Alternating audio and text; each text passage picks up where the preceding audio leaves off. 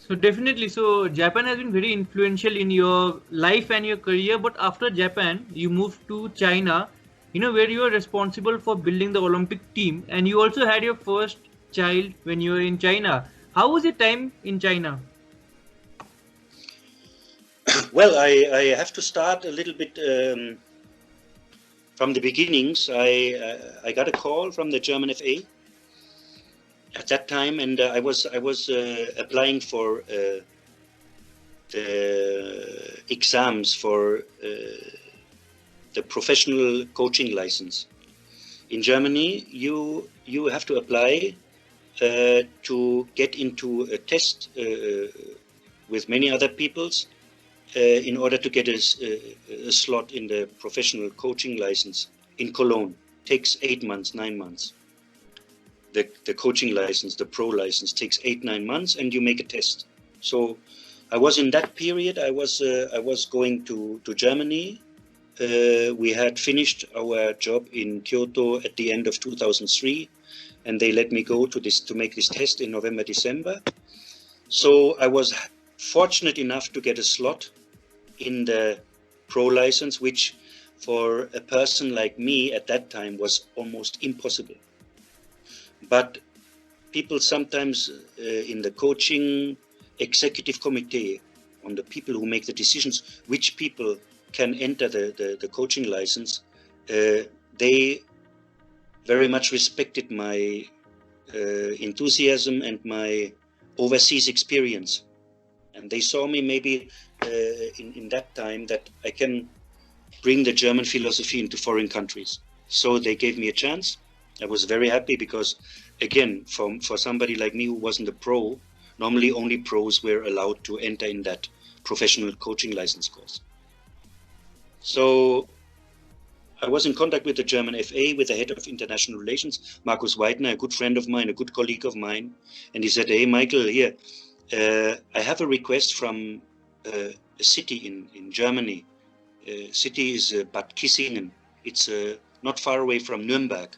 I don't know if you heard about Nuremberg. Nuremberg is also a big traditional club." I said, "Okay, what's up? What's going on there?"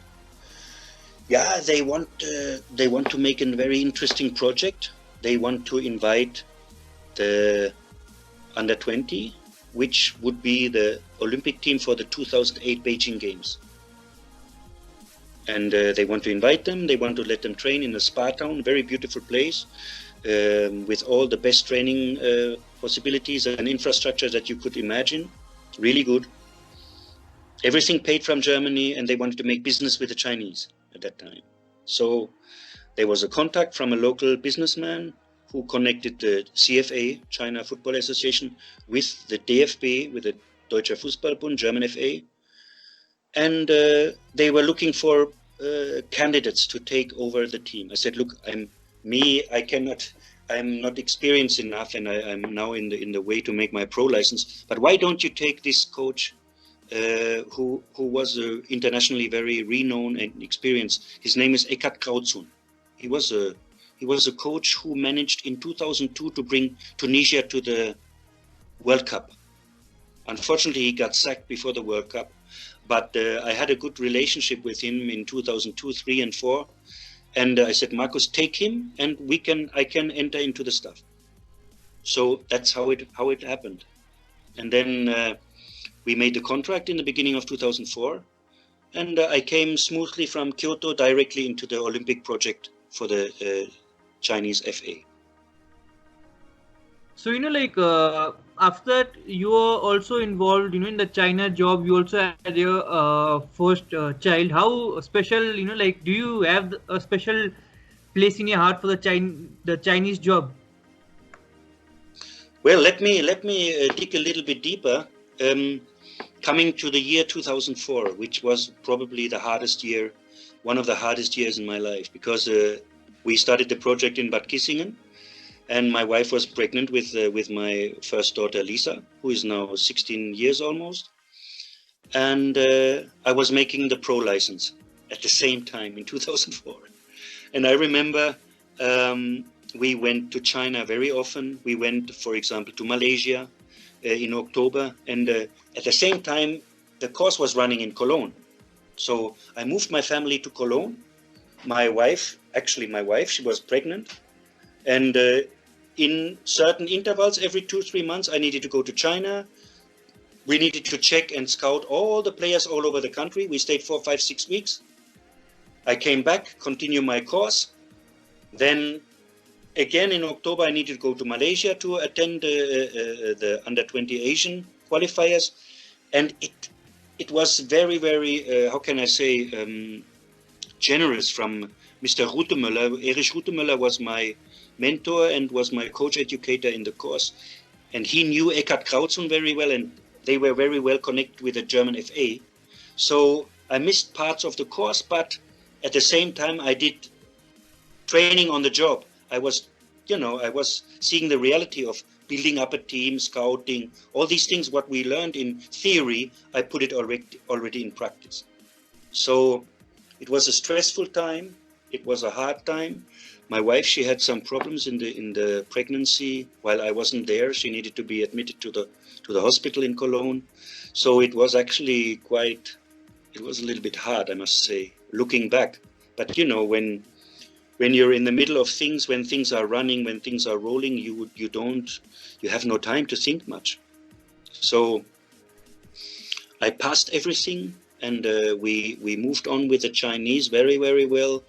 We managed to scout many, many good players, and started to build a very strong team in 2004-05 already. Yeah. So coming back to my personal private situation, Lisa was born in August 16. Then I think in October already I needed to go to Malaysia. Then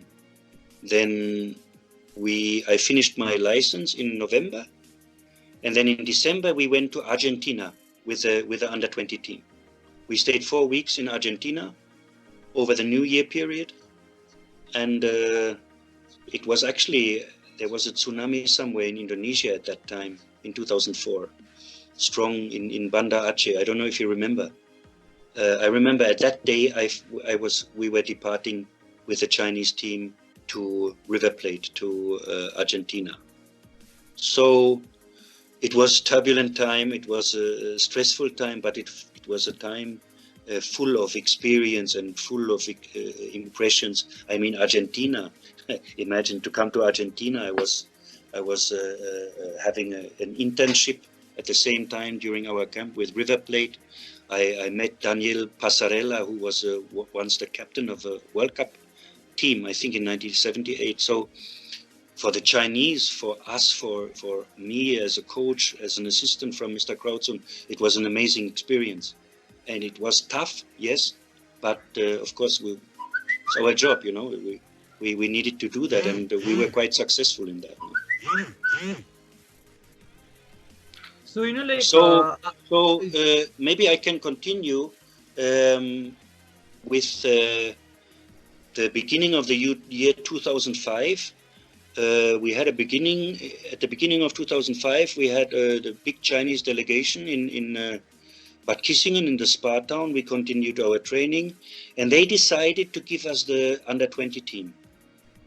The under-20 team had qualified for the World Cup in the Netherlands in 2005, and we took over this team, and we made some adjustments. We brought a lot of new players that we scouted in the age groups, in the respective age groups.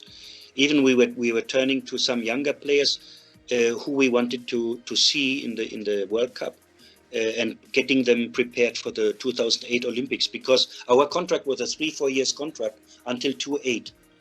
So we were sure that we would continue with the team, and we prepared the team as best as we could, and went to the World Cup in June in 2005 in the Netherlands.